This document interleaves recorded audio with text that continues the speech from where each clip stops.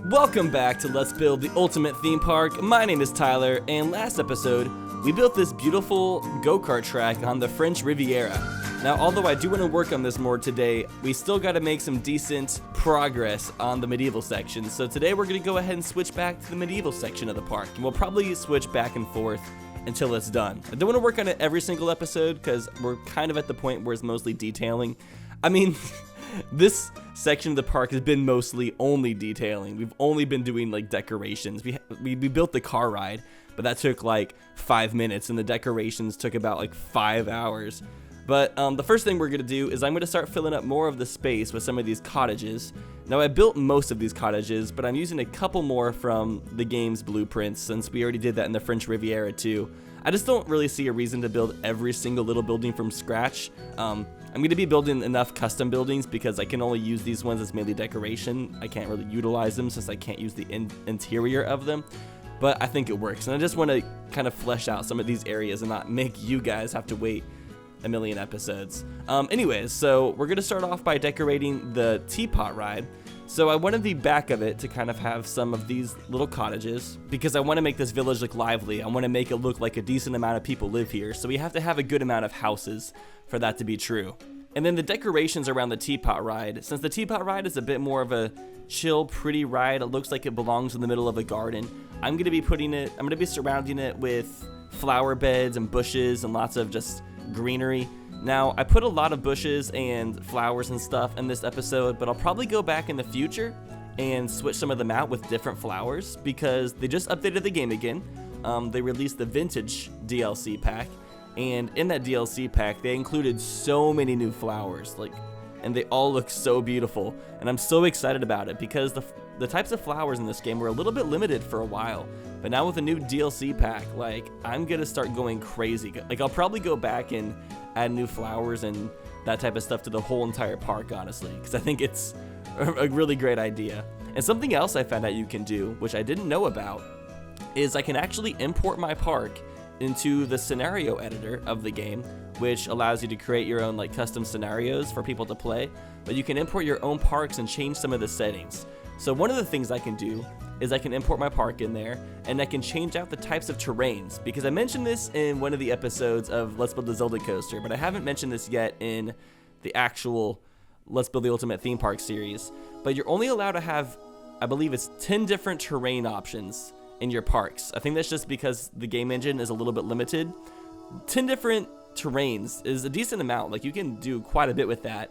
But right now, 8 of our 10 terrains in our park are all different colors of grass, which seems like a bit of overkill for me. So I'm going to go in and I'm going to switch that out. I'm going to add some asphalt, some sand, some more rock options, just so we can have a little bit more variation with the different types of terrain in the game. And another thing I can do with the scenario editor is I can make the park bounds larger, so I can actually expand the sides of our park. And I think I'm going to do that because I want to just be able to flesh out the edges of the park a little bit more, because right now there's such a hard line. I would like to sort of redo the trees and make it look a little bit more natural. I don't know. Anyways, next thing we're decorating is the hot air balloon ride, which is I wouldn't say is one of the most fun rides. I think if I had to choose between the hot air balloon ride and the Teapot Ride, I would choose the Teapots because I don't know, it depends on the type of Teapot ride. I like the rides where they have the handle or the wheel in the center of them, and you can choose how fast you spin depending on how fast you spin the wheel. Even though lots of people hate spinning rides because it makes them sick, it doesn't really affect me in that way. I don't really get sick from spinning. I mean, I think I will as I get older. It seems like it's one of those things that you get sick from roller coasters and those types of rides as you get older. I'm not sure why that is. I kind of want to look into that. Is it just because people become less healthy as they get older because their living choice, their health options, slowly catch up to them? Or is there just something that happens to every single old person where they just can't handle as many G's? I don't know. As many G's, as many gangsters. But I decided to add some sleeping dragons and eating dragons to this hot air balloon ride because I thought it would be cool to make this medieval section a bit more fantasy-like.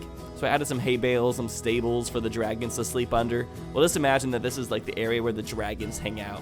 I'm not sure how hot air balloons really fit into that, but it's whatever.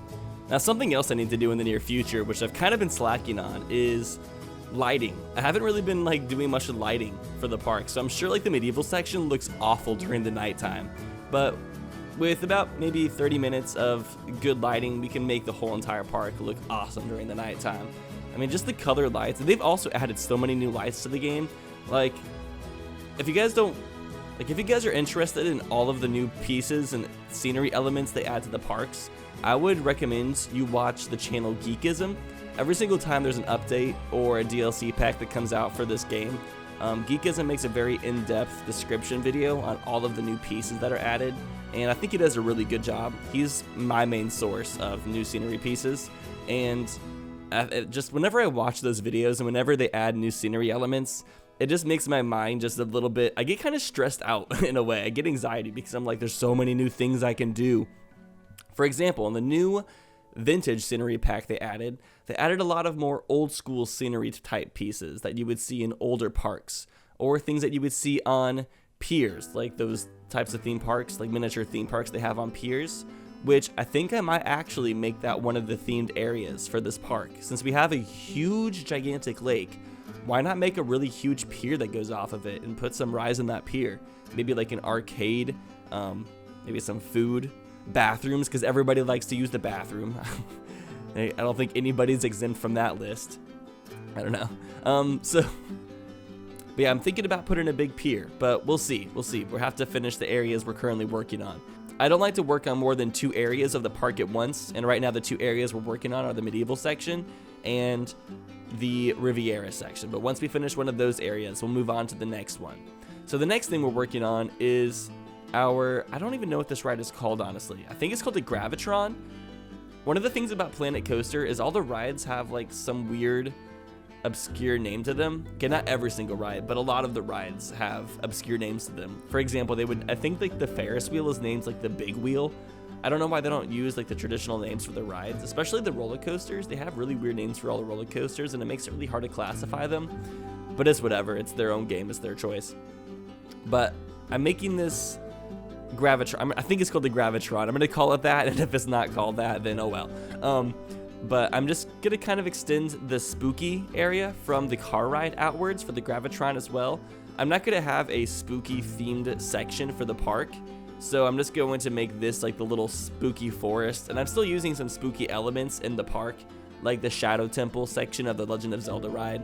That's going to be mainly spooky themed, and I'm sure I'll include other little spooky elements. I'm using elements from the spooky pack, but I don't think I'm going to have like a full-on spooky area. I'm going to make it a small little graveyard right here. So, I mean, that's pretty spooky. How many times people will leave comments in like episodes of the series, and they're like, all right, here's a drinking game. Take a drink every single time Tyler says such and such word. It seems like every single episode there's some word that I say more often than others, and I'm not sure why that is, but it's a running theme. Now we're going to go back to one of the very first buildings that we started building in this park, and I never finished it, but it's next to the giant swing ride. I don't know why I never finished the queue building for this ride, but I'm going to finally get that done now. I don't know why I've been slacking with this area, but it's like the very entrance. It's next to the entrance of the park. I need to have the entrance finished up for this park. Yeah, like 35 episodes, I think, into this series, including the Zelda coaster, and we're still finishing up one of the entrance areas. I've been procrastinating, I admit it.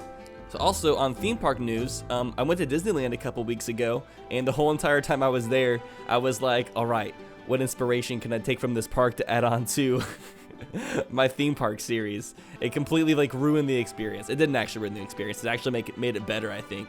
It wasn't my first time going to Disneyland, but it was my first time going to Disneyland as an adult, and it was pretty fun. I would say that Disneyland is probably a better park to go to as a kid, because a lot of the rides were pretty slow, but I mean, they still put a lot of work into their scenery. It was really cool. One of my favorite things is the Tiki Room, but just because it has toucans in it, there's a lot of toucans in the Tiki Room. In the Tiki Room. The song is still in my head and I can't get it out. I would say one of the coolest rides I rode at Disneyland was the Cars ride. They completely recreated Radiator Springs from Cars, and it looked almost exactly like the movie. It was really cool.